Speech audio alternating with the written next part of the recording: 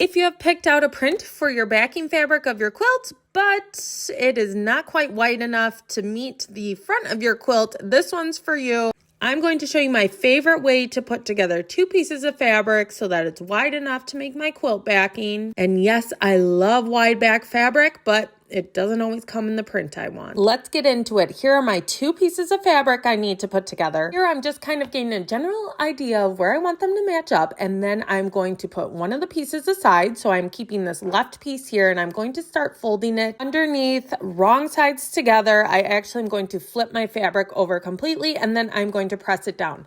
The most important thing here is not where you pick on your fabric to fold. It is the length and making sure it's consistent all the way across. So I folded over at about 1.5 inches, I think this was. But you could do 1 inch, 2 inches, 3 inches, doesn't matter, just as long as it is the same along the entire fold and along the entire length of your piece of fabric. So I'm going along and making sure it's folded over just 1.5 inches all the way down my fabric. And you will want to make sure this is pressed very well and it is a nice crease because we are actually going to be opening it later and using it as a guide of where to put our seam. Then once we have pressed all the way along the length of our fabric, I like to use Elmer's glue to baste it in place. So I have grabbed my other piece of fabric from earlier, and now I am putting that down and lining it up with the folded piece of fabric. Before I start gluing, I kind of line it up first, give it a good little press, and then I start going in with the glue. I apply it to the folded part, and then I press it down so that it dries quickly.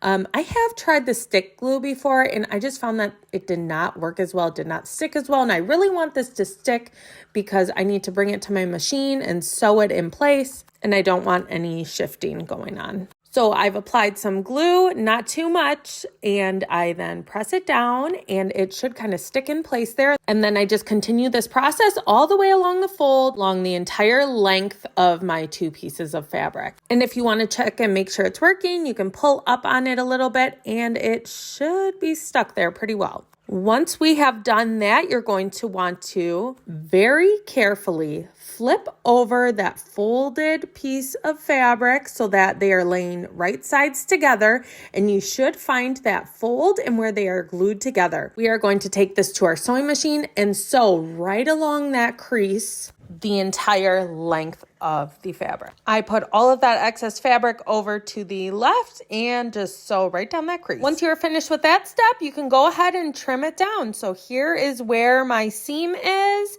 and then I have quite a bit of extra over to the right just because of where I picked to line up my two prints. Make sure you are trimming on the right side of the seam where just a little bit of extra fabric is, not on the side of the seam where your two pieces have been put together. That would be so sad. Please don't do that. I am trimming mine down to 1/2 inch. I'm sure you could do 1/4 inch if you want. And then all I do is press it, and that is it.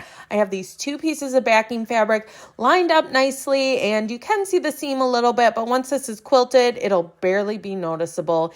And I got to use a print that I actually really love on the back of my quilt instead of just picking any wide back fabric or a solid, because if you've seen any of my videos, you guys know how much I love prints. Let me know if you try this out and how it goes.